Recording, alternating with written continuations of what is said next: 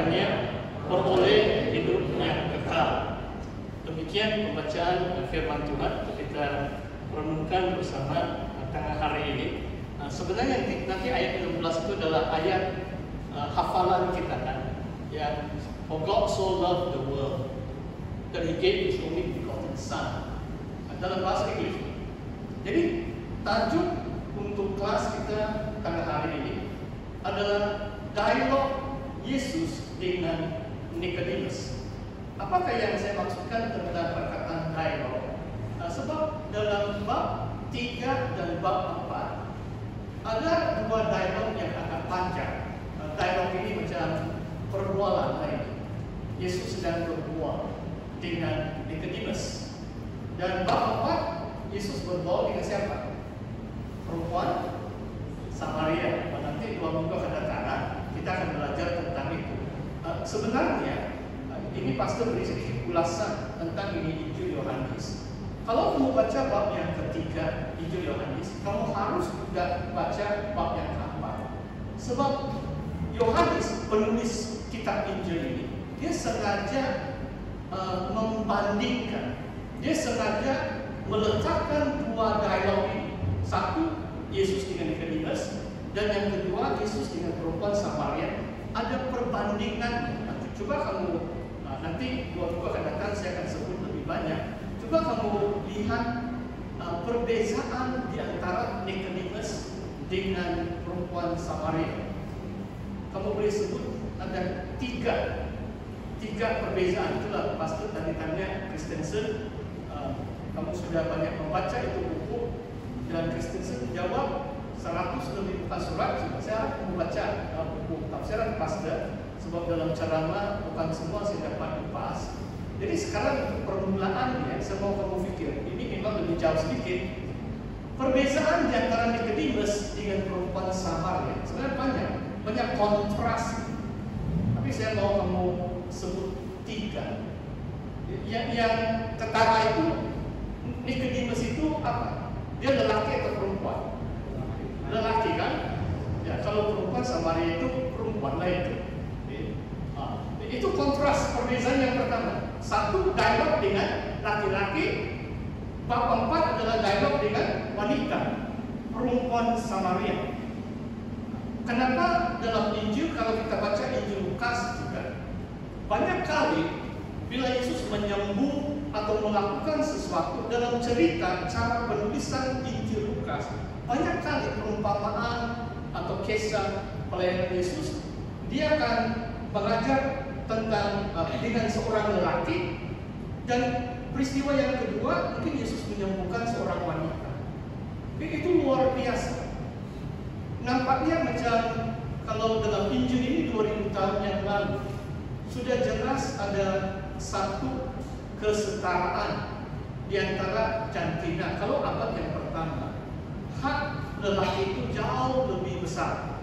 Wanita tidak ada hak kalau abad yang pertama. Tapi dalam kitab Injil kalau kita lihat, banyak kali pengajaran-pengajaran Yesus yang penting itu disampaikan kepada wanita. Siapa yang menjadi saksi mata yang pertama kebangkitan Yesus? Siapa? Maria Magdalena. Tapi banyak Maria, ibu Yesus itu nama Maria. Tapi yang Yesus pernah sembuhkan sehingga dia menjadi pengikutnya yang setia, Maria, seorang wanita, adalah saksi mata. Dia yang pertama-tama nampak Yesus waktu dia telah bangkit dari kematian. Itu memang suatu kelebihan. Kalau orang Yahudi dalam abad yang pertama, mungkin bagi wanita mereka tidak ada hak, ataupun biasanya kalau soal penyembahan di bait suci pun, kalau wanita itu pelataran dia, kemudian hanya lelaki saja boleh masuk pelataran yang seterusnya. Wanita tidak berhak untuk masuk pelataran umum dalam bait suci. Ini abad yang pertama. Jadi tadi saya katakan satu. Yang kedua, apa perbezaan Nikodemus dengan perempuan Samaria? Coba kamu pikir, perempuan Samaria itu apa? Ada nama kan ya? Tidak ada kan ya? Tapi Nikodemus itu maksudnya dia dinamakan. Nikodemus ada nama. Jadi untuk wanita pun sebenarnya dialog Yesus dengan wanita Samaria dalam bab 4 lebih panjang berbanding perbualan Yesus dengan Nikodemus. Tetapi perempuan Samaria itu tidak diberi nama. Nikodemus itu dari awal ayat yang pertama kalau saya tidak silap sudah disebut namanya. Oke. Ketiga yang paling ketara. Nanti 2 buku akan datang mungkin pastor boleh bahas 7 atau 8 perbedaan. Ketiga yang paling ketara dalam abad yang pertama juga satu isu yang amat mengasingkan bangsa-bangsa adalah isu apa? Isu Nikodemus itu suku atau kaum apa? Bangsa Nikodemus. Perhatikan ayat yang pertama. Seorang pemimpin agama Yahudi. Nikodemus adalah orang bangsa Yahudi. Saudara tahu apa maksud Yahudi? Orang Israel. Orang Yahudi, orang Israel abad yang pertama, kitab-kitab suci dalam perjanjian lama, mereka lah bangsa orang Yahudi atau bangsa Israel adalah bangsa pilihan Tuhan. Perempuan bab 4 itu bangsa apa? Samaria, ya. Itulah dia disebut sebagai perempuan Samaria. Tidak ada nama,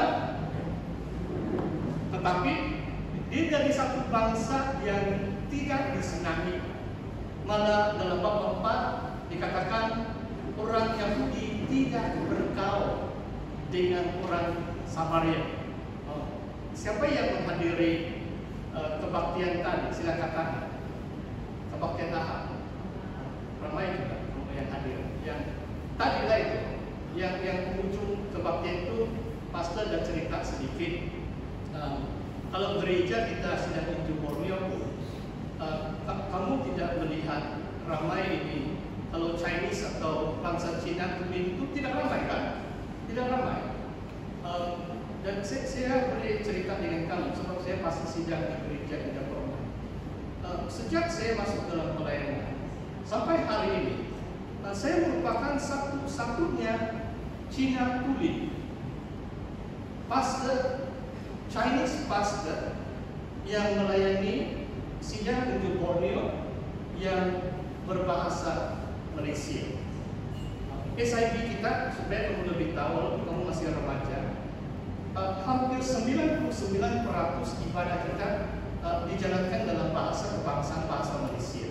Memang di beberapa kampung ada juga yang masih pakai bahasa Dusun, ada juga budaya dan mulut itu mungkin segelintir, tidak banyak sudah. Di Banda ada beberapa kebaktian bahasa Inggris dan sebagainya. Cuma yang pastor mau jelaskan sedikit, kalau kamu dengar kesaksian pastor tadi, adalah bagi saya adalah sangat penting bahwa gereja kita ini berbilang kaum dan bangsa, seperti mewakili negeri atau negara Malaysia kita. Kan? Jangan kamu segan menjemput kawan kamu bangsa yang lain, seperti bangsa Chinese. Nah, maksudnya jemput mereka datang berbakti, sebab setahu saya sejak kita merdeka sudah 40 lebih tahun ya, kalau ini bahasa Malaysia ini, bangsa-bangsa lain juga mengerti bahasa Malaysia.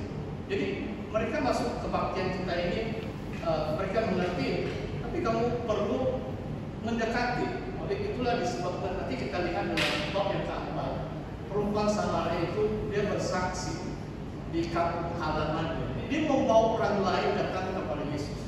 Dan saya percaya seperti yang telah dikatakan oleh setiausaha kita tadi, adalah penting kita beritakan Injil kepada suku-suku yang lain, supaya kita diwakili oleh setiap suku, kaum dan bangsa di gereja SIB. Oke, itu tiga sajalah. Yang pertama, perbezaannya dan tidaklah lelaki dan wanita. Yang kedua, ada yang ada Nikodemus, nama dia Nikodemus, tapi perempuan pun dia ada dinamakan pun. Yang ketiga itu perbedaan yang amat ketara. Nikodemus mewakili bangsa orang Yahudi, bangsa pilihan Tuhan, dan perempuan Samaria itu bangsa yang dibenci oleh bangsa pilihan Tuhan waktu itu. Tetapi kalau melihat kedua bab ini, yang terima Tuhan, yang percaya Yesus adalah bangsa Samaria. Nikodemus dia malam dia datang, nanti dia keluar pun belum pasti Nikodemus sudah menjadi percaya. Oke, saya teruskan dalam pembacaan kita dan juga nota. Tapi boleh juga kan setiap slide berfungsi macam, tapi tidak dapat, jadi tidak apa. Saya teruskan. Saya beri sedikit penjelasan sebab nama itu penting. Nama kita, nama setiap individu itu penting, termasuk Nikodemus. Dan dalam Efesus, sama ada minggu depan atau saya sempat atau tidak, ada satu ayat dalam Efesus bab 1. Nama Yesus itu di atas nama, setiap nama yang telah dinamakan. Every name that is named. Wah, itu luar biasa. Saudara harus nanti kalau kita harus berdoa. Kenapa Tuhan beri kita nama seperti yang kamu adalah macam kau. Kamu coba cek dalam Google apa arti itu nama Carl atau William atau Christian.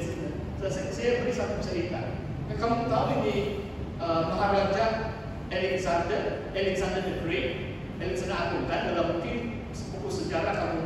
Jadi ada satu hari dia Maharaja, jadi dia pimpin tentara, dia menjajah satu kawasan yang sangat luas, banyak bangsa-bangsa sudah dijajah. Jadi satu hari dia sebagai raja, kadang-kadang dia hanya pakai pakaian askar yang biasa sebab dia mau pergi cek, maksudnya dia mau pergi periksa, tengok siap siaga tentara askar dia. Jadi mungkin saya lupa itu malam atau bagaimana. Alexander the Great dia maharaja, tapi dia mungkin pakai pakaian askar biasa. Jadi orang askar bawaannya tidak tahu dia maharaja. Jadi dia pergi cek. Dan ada seorang askar, mungkin dia penjaga, watchman. Tapi dia terlelap, mungkin dia sandar di pokok. Sebenarnya dia harus berjaga, ini waktu malam, so takut musuh kan, ini dalam peperangan. Jadi Alexander the Great kasih bangun dia. Jadi terus dia berdiri, mungkin dia tidak kenal itu maharaja pun, itu askar yang tertidur itu berdiri. Jadi Alexander the Great tanya dengan askar yang penjaga itu, watchman. Dia bilang, apa nama kamu? Alexander Great tanya dia askar, apa nama kamu? Dia bilang, Tuan, saya Alexander. Nama askar itu sama dengan maharaja. Kamu tahu apa balasan maharaja Alexander? Dia bilang, kalau kamu tidak ubah sikapmu, ubah namamu. Kamu mengerti? Kalau kamu tidak ubah sikapmu, dia terlelapkan, dia lalai sudah sebagai penjaga. Maksudnya nama Alexander itu agung itu. Jangan pakai nama maharaja kalau dia jaga malam pun dia tidak sanggup. Itulah maksudnya nama itu penting. Oke, kembali kepada Nikodemus. Ada dua perkataan. Pertama, Nikau itu I conquer. Demos itu dari demos, dan ini bahasa Yunani dia adalah people atau umat. Jadi arti nama Nikodemus adalah macam dia adalah conqueror of the people. Itulah sebabnya kemudian dia diangkat sebagai pemimpin agama Yahudi. Dia pemimpin, salah satu pemimpin bangsa orang Yahudi. Sebab nama dia pun sudah nama pemimpin. Dia I conquer, Nikau. I conquer, conqueror of the people. Jadi penjajah bangsa atau umat. Pastor coba jelaskan tentang ini arti nama. Pemimpin itu amat penting. Sebab biasanya kita dengar cakap pemimpin kita. Kamu paham maksud saya? Siapa yang jadi pemimpin itu sangat penting. Ada satu kalimat Tuhan Yesus, dia katakan, kalau pemimpin yang buta memimpin orang yang buta ke